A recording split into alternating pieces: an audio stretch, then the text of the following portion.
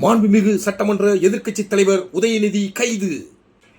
வாய்க்கொழுப்பான பேச்சால் வகையாக சிக்கிக்கொண்ட உதயநிதி கைது. கலவர பூமியாக மாறிய தமிழ்நாடு. திமுகவினரின் அட்டூழியத்தால் தஞ்சையில் பள்ளிகளுக்கு விடுமுறை. வணக்கம், நான் உங்கள் அருணாச்சலம். மாஸ் மீடியா தமிழ், மக்களின் குரல்.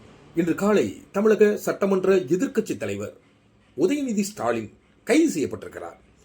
தஞ்சாவூரில் நடைபெற்ற காவிரி நீர் மீட்பு விவசாயிகளுக்கான ஆதரவு போராட்டம், திமுகவினுடைய சார்பில் நடைபெற்ற அந்த விவசாயிகள் ஆதரவு போராட்டத்தில் அருவருக்கத்தக்க வகையில் முதலமைச்சர் மற்றும் பெண்களை இழிவுபடுத்தும் வகையில் உதயநிதி ஸ்டாலின் பேசிவிட்டதாக புகார் எழுந்ததன் பேரில் அவர் கைது செய்யப்பட்டிருக்கிறார். உதயநிதி கைது செய்யப்பட்ட விவகாரம் தமிழகம் எங்கும் கொந்தளிப்பை உண்டு பண்ணியிருக்கிறது. குறிப்பாக சாலை மறியல் என்கின்ற பெயரில் திமுகவினுடைய தொண்டர்கள் வன்முறையை கட்டவிழ்த்து விட்டிருக்கின்றனர். தமிழகம் எங்கும் அசாதாரண நிலை உருவாவதற்கு அவர்கள் காரணமாக இருந்திருக்கின்றனர். இதன் அடிப்படையில் தஞ்சாவூரில் பல கல்விகள் விடுமுறை அறிவிக்கப்பட்டிருக்கிறது. இதைவிட வேடிக்கையான சம்பவம், இந்த கைது நடவடிக்கைக்கு எதிர்க்கட்சிகள் கண்டனம் தெரிவித்திருக்கின்றனர். காரணம் என்ன சொல்லியிருக்கின்றனர் தெரியுமா?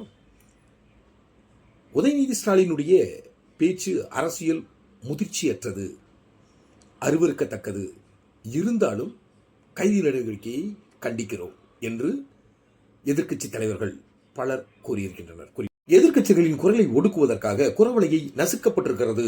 இது வன்மையாக கண்டிக்கத்தக்கது. இது ஆணவ போக்கு, இது அராஜகத்தின் உச்சம் என்றெல்லாம் எதிர்க்கட்சி தலைவர்கள் வர்ணித்திருக்கின்றனர்.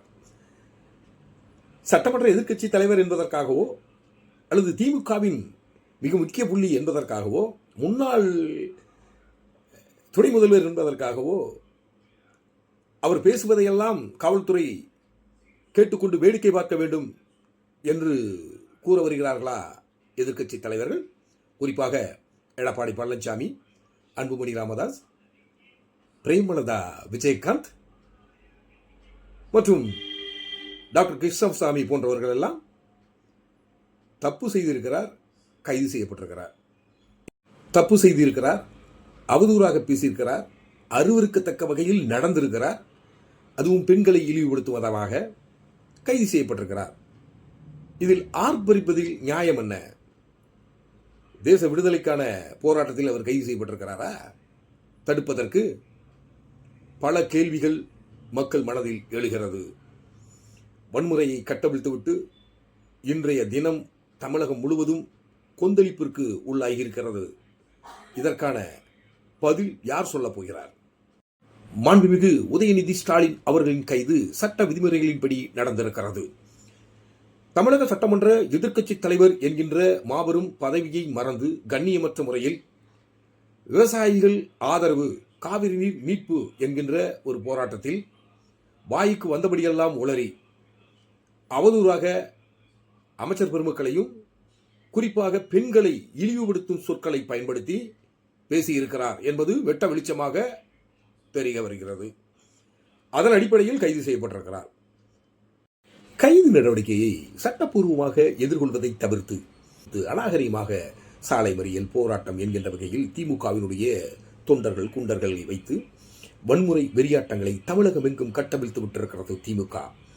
அதன் அடிப்படையில் தஞ்சாவூரில் பல பள்ளிகளுக்கு விடுமுறை அறிவிக்கப்பட்டிருக்கிறது. மக்களை வீதியில் ஆழ்த்தி பதற்றமான சூழ்நிலைக்கு இட்டுச் செல்லும் யாவரையும் மக்கள் ஒருபோதும் மன்னிக்க மாட்டார்கள் என்பதை உணர வேண்டும்.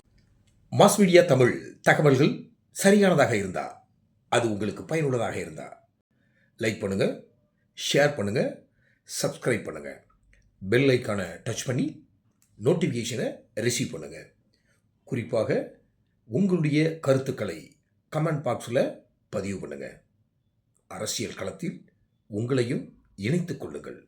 நன்றி.